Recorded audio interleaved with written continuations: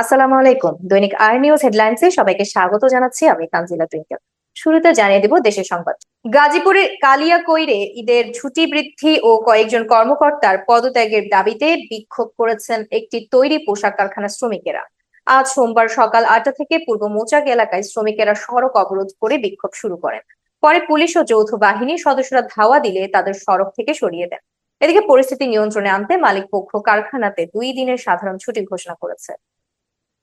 অন্তর্বর্তী সরকার আওয়ামী লীগের কার্যক্রম নিষিদ্ধ করার পর জাতীয় নাগরিক পার্টির দৃষ্টি এখন জুলাই ঘোষণাপত্র বাস্তবায়নের দিকে। দলটির নেতারা বলছেন তারা চান এই ঘোষণাপত্র যাতে ঘোষিত সময়সীমার মধ্যেই করা হয়। এছাড়া নির্বাচন কমিশনের দলীয় নিবন্ধনের শর্ত পূরণেও তাদের অগ্রাধিকার রয়েছে। বিএনপি নেতা ইশরাক হোসেনকে ঢাকা দক্ষিণ সিটি কর্পোরেশনের মেয়রের দায়িত্ব বুঝিয়ে দেওয়ার দাবিতে টানা ৪ দিন বিক্ষোভ কর্মসূচি পালনের পর আজ নগর ভবনে ব্লকেডের ডাক দিয়েছে আন্দোলনকারীরা। মূল ফটক আটকে নতুন এই কর্মসূচি পালনের ফলে ঢাকা দক্ষিণ সিটি কর্পোরেশনের সব ধরনের সেবা কার্যক্রম বন্ধ রয়েছে। অন্তর্বর্তীকালীন সরকার অবিলম্বে ত্রয়োদশ জাতীয় সংসদ নির্বাচনের সুনির্দিষ্ট রোডম্যাপ না দিলে প্রয়োজনে রাজপথে নামতে পারে বিএনপি। গত দুদিনে বিএনপির ভারপ্রাপ্ত চেয়ারম্যান তারেক রহমান সহ দলটির সিনিয়র নেতাদের সাম্প্রতিক বক্তব্যে এমনটি ইঙ্গিত পাওয়া যাচ্ছে, তবে এ ব্যাপারে এখনো চূড়ান্ত সিদ্ধান্ত নেয়নি দলটি। আগামী ডিসেম্বরের মধ্যে নির্বাচনের দাবি জানিয়ে আসা বিএনপি এখনো ধৈর্য ধরে থাকলেও বর্তমানে বিভিন্ন প্রেক্ষাপটে নির্বাচন প্রলম্বিত করার আশঙ্কা রয়েছে। এরপরও নির্বাচন আদায়ের ইস্যুতে এখনই রাজপথে নেমে সরকারকে বিব্রতকর পরিস্থিতিতে ফেলতে চান না তারা। দলটি মনে করে এই সরকারের ব্যর্থতা মানে দেশের গণতন্ত্রকামী জনগণের ব্যর্থতা। জাতিসংঘের তৃতীয় ওশান কনফারেন্সে যোগ দিতে ফ্রান্স এবং ফাইন্যান্সিং ফর ডেভেলপমেন্ট কনফারেন্সে যোগ দিতে স্পেন যাচ্ছেন না অন্তর্বর্তীকালীন সরকারের প্রধান উপদেষ্টা ডক্টর মোহাম্মদ ইউনূস। তবে বাংলাদেশের প্রতিনিধি দল বহুপক্ষীয় এ দুটি ফোরামে অংশ নেবে এমনটা জানা গেছে পররাষ্ট্র মন্ত্রণালয়ের সূত্রে। ফরিদপুর শহরের অনাথের মোড়ে গণি ভবনের একটি ফ্ল্যাট থেকে দীর্ঘ ৫ বছর ধরে বন্দী থাকা গৃহকর্মী মরিয়ম বিবিকে উদ্ধার করেছে পুলিশ। রোববার সন্ধ্যায় কোতোয়ালী থানা পুলিশের একটি টিম তাকে উদ্ধার করে। এদিকে নড়াইলের কালিয়ায় বিএনপির জাতীয় নির্বাহী কমিটির সদস্য ও যুক্তরাষ্ট্র বিএনপির সাবেক সভাপতি আব্দুল লতিফ সম্রাটের গাড়ি ও মোটরসাইকেল বহরে হামলার ঘটনা ঘটেছে। রোববার দুপুরের দিকে হামলায় অন্তত ২০ জন আহত হয়েছেন। আব্দুল লতিফ সম্রাট সহ গুরুতর আহতদের গোপালগঞ্জ সদর হাসপাতালে ভর্তি করা হয়েছে, পরে তাকে ঢাকায় রেফার করা হয়। শেরেবাংলা কৃষি বিশ্ববিদ্যালয়ে জাতীয়তাবাদী শিক্ষকদের সংগঠন সাদা দলের ২০২৪-২৫ সালের জন্য ২১ সদস্য বিশিষ্ট নতুন কমিটি ঘোষণা করা হয়েছে। এতে সভাপতি হয়েছেন বিশ্ববিদ্যালয়ের কৃষি সম্প্রসারণ ও ইনফরমেশন সিস্টেম বিভাগের অধ্যাপক মোহাম্মদ আবুল বাশার এবং সাধারণ সম্পাদক হয়েছেন কীটতত্ত্ব বিভাগের অধ্যাপক ডক্টর নূর মহল আক্তার বান। বিমান বাংলাদেশ এয়ারলাইন্স ঢাকা থেকে জাপানের নারিতায় ফ্লাইট পরিচালনা সাময়িকভাবে বন্ধ ঘোষণা করেছে। আগামী ১লা জুলাই থেকে এই রুটে ফ্লাইট পরিচালনা স্থগিত রাখা হবে। রোববার বিমান বাংলাদেশ এয়ারলাইন্স এক সংবাদ বিজ্ঞপ্তিতে এ তথ্য জানিয়েছে।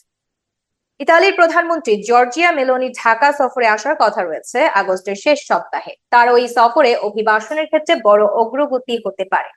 এছাড়া টেক্সটাইল, প্রতিরক্ষা সহ অন্যান্য বিষয়ে সহযোগিতা নিয়ে আলোচনা করার সুযোগ রয়েছে। বাংলাদেশ সরকার প্রধান এর আগে বেশ কয়েকবার রোম সফর করলেও এই প্রথমবারের মতো ইতালির কোনো প্রধানমন্ত্রী ঢাকা সফর করবেন। এদিকে ঢাকা বিশ্ববিদ্যালয়ের শিক্ষার্থী ও ছাত্রদল নেতা শাহরিয়ার আলম সাম্য হত্যাকাণ্ডের প্রেক্ষিতে ক্যাম্পাসে শিক্ষার্থীদের সার্বিক নিরাপত্তা নিশ্চিত করতে বিশেষ বৈঠক করেছেন বিশ্ববিদ্যালয়ের উপাচার্য অধ্যাপক ডক্টর নিয়াজ আহমদ খান। মানবতা বিরোধী অপরাধের কোনো মামলার অভিযোগপত্রের আসামি হলে নির্বাচনের অযোগ্য বলে ঘোষিত হবে। জাতীয় ঐক্যমত্য কমিশনের এমন প্রস্তাবে একমত পোষণ করেছে জামায়াত ইসলাম। যদিও দলটি এর আগে প্রস্তাবের পরিপ্রেক্ষিতে বলেছিল শুধু দোষী সাব্যস্ত হলে নির্বাচনে অযোগ্য হবেন। পাক পরিকল্পনা মন্ত্রী আহসান ইকবাল বলেছেন, পাকিস্তান ভারতের বিরুদ্ধে এমন শক্ত প্রতিক্রিয়া দিয়েছে যে মাত্র ২ ঘন্টার মধ্যেই ভারতের কান্না গিয়ে পৌঁছায় ওয়াশিংটনে।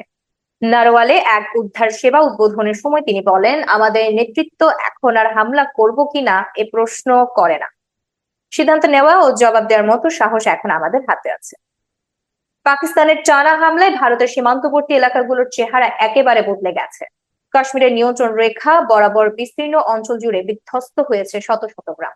সোমবার ভারতের পশ্চিমবঙ্গ ভিত্তিক প্রভাবশালী দৈনিক আনন্দবাজার পত্রিকার প্রকাশিত এক প্রতিবেদনে বলা হয়, অপারেশন সিঁদুর এবং তার পাল্টা পাকিস্তানি হামলায় ১০,০০০-এর বেশি বাড়ি ধ্বংস হয়ে গেছে, ঘরহারা হয়েছেন বহু পরিবার।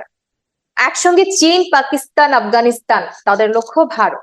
ভারতের অপারেশন সিঁদুরের পর পাকিস্তান এখন চীনের দিকে ঝুঁকছে। পাকিস্তানের উপ প্রধানমন্ত্রী ও পররাষ্ট্রমন্ত্রী ইসহাকদার সোমবার চীন সফরে যাচ্ছেন।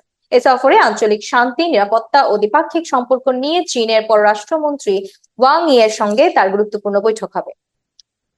অন্যদিকে ইসরায়েলের সঙ্গে সৌদি আরবের কূটনৈতিক সম্পর্ক স্থাপন থামাতে শেষ আশার মতো আঘাত হানে ফিলিস্তিনি প্রতিরোধ সংগঠন হামাস। ইসরায়েলের দখলকৃত ভূখণ্ডে চালানো সেই বিস্ফোরক হামলার জেরে ভয়াবহ প্রতিশোধ শুরু করে তেল আবিব। টানা বোমা বর্ষণ ও সামরিক আগ্রাসনে ধ্বংসস্তূপে পরিণত হয় গাজা উপত্যকা। প্রাণ হারান অন্তত 53,000 ফিলিস্তিনি এবং আহত হন আরো 1 লাখেরও বেশি মানুষ। মূলত স্বাধীন ফিলিস্তিনি রাষ্ট্রের স্বপ্ন বাঁচিয়ে রাখতে এবং সৌদি ইসরায়েল মৈত্রীর সম্ভাবনা থামিয়ে দিতে এই রক্তক্ষয়ী সংঘাত শুরু হয় বলে উঠে এসেছে এক অনুসন্ধানী প্রতিবেদনে।